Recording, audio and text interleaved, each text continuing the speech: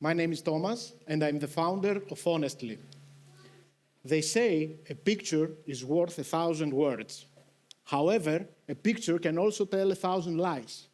And this is right now true because generative AI can produce almost anything. But who is more vulnerable to lies that come from fake images than journalists and media who always strive to be fast and accurate? We noticed that if you embed metadata to content like geolocation and timestamp, and you make sure that they remain unaltered, you can have a proper way to decide whether something is real or fake. And tech giants like Microsoft and Adobe have also seen that, and they decided to standardize this process with a standard called C2PA. So what we do is we give to citizens a mobile application that enables them to capture content like videos and photos that have embedded metadata, and we use blockchain and the C2PA standard to ensure that these remain unaltered. This way, citizens can prove that what they see is the truth. And then we give this information to journalists and media to make sure that they have access to valid, fast, and broad information. Our business model is a subscription model because it is business as usual for media and journalists, since they already pay subscriptions to have access to valid information. The market is huge, but we mostly focus on the news apps and tech solutions market.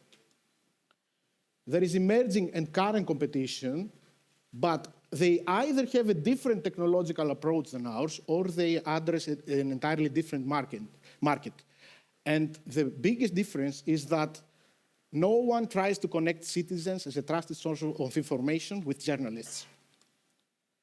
Our team is a multidisciplinary team with some of the best experts in their fields. I will just mention Andreas, who has acted as an advisor on blockchain matters for VCs in Greece, and Theo, who is the vice president of 30 Club here in Greece.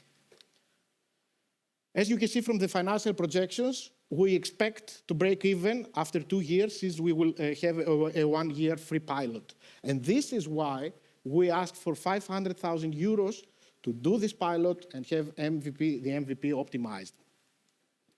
So far, we have developed our MVP. We have signed letters of interest with media from Greece, Cyprus, and Bulgaria. We have been accepted into a program in Portugal to make a pilot with the National News Agency of Portugal. We have raised our first round of investment, and we have started raising our second round of investment. So what I want to say here is that during the Second World War, valid information was the single thing that decided the winner of the war. Right now, valid information will decide the future of the world. And we ask you to help us go there and make the world a better place. Thank you very much.